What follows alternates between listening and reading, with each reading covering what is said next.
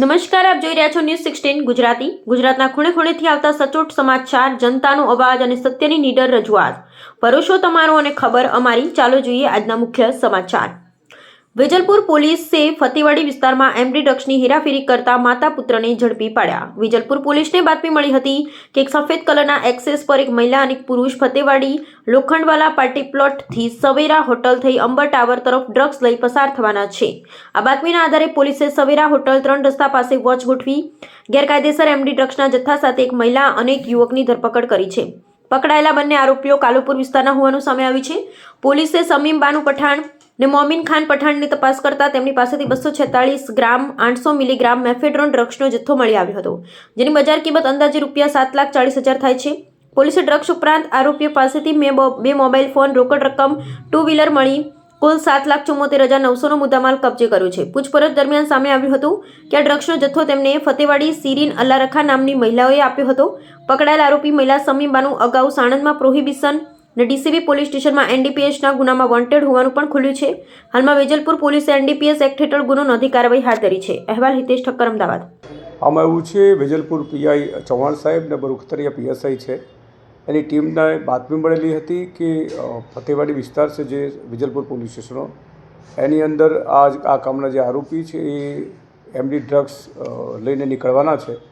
તેની હકીકત આધારે તેઓએ પોતાના સ્ટાફ પંચો સાથે રેડ કરેલી અને એમાં જે મુખ્ય આરોપી છે સમીમ બાનુ ઉર્ફે પપ્પી ફિરોજ ખાન, એ અને એનો દીકરો છે મોહસિન ખાન, એ બંને રેડ વખતે પકડાયેલા છે.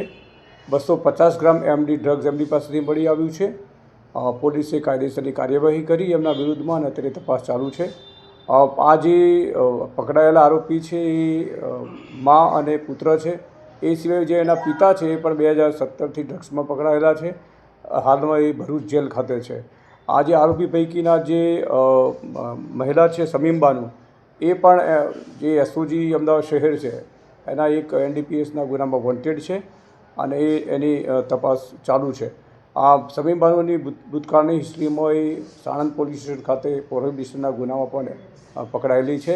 એટલે આ જે આખું પરિવાર છે એ ગેરકાયદેસર પ્રવૃત્તિઓમાં 2017થી સંકળાયેલ છે. અત્યારે જે પ્રાથમિક તપાસ કરી છે એમાં એક જે શિરીન અલ્લારખા કરીને મહિલા છે એની પાસેથી આપણે મેળવ્યું છે ને આ લોકો મોરબી ખાતે લઈ જઈ અને ત્યાં શિરીન જેનું નામ આપે, જેનો કોન્ટેક્ટ કરી આપે, એને આપવાનું હતું એવી હકીકત જણાવેલી છે. અને આ અગાઉ 2 વખત એ ત્યાં આપી આવ્યા હોવાનું અને આ ત્રીજી ટ્રીપ કરતાં પકડાયેલ હોવાનું અલબત્ત તપાસમાં ખુલેલું છે. હા, શિરીન છે એ અમદાવાદની રામોલ વિસ્તારની છે. હાલમાં ફતેવાડી ખાતે સરખેજ પોલીસની હદમાં રહે છે. અત્યારે એ પણ વોન્ટેડ છે, પકડાયેલ નથી.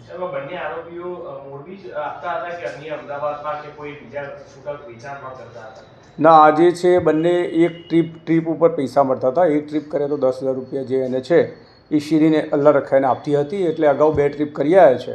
આ ત્રીજી ટ્રીપ કરવાના હતા અને પકડી ગયા. તે અહીંથી જે ટ્રાવેલર્સ જતી હોય છે અમદાવાદથી મોરબીમાં, એમાં અહીંથી ટ્રાવેલર્સમાં પેસેન્જર તરીકે બેસી જતા હતા અને ત્યાં જે રસ્તામાં એમને કોન્ટેક્ટ કરી આપે એને લોકો ત્યાં આપીને પાછા આવતા રહેતા હતા.